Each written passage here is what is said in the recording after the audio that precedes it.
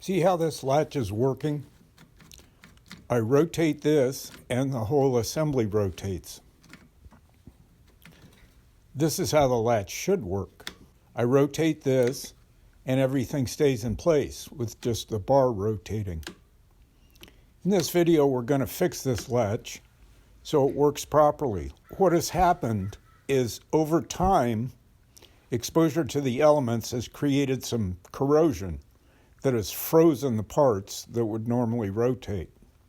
We could just spray some penetrating oil on the parts, but it's easier to work with this latch if we disassemble it and take it off the door. Now that we can easily work with the parts, we'll apply some oil. Holding this part in place, turn this part back and forth. It might be a little hard at first, but it'll free itself up. There, it's doing what it's supposed to do. Work it back and forth to help the oil penetrate and lubricate. With a wire brush, we can clean things up a little bit. Reassembly is the reverse of removal. Now, the latch works properly. And we know we need to apply a little oil once in a while to keep it working that way.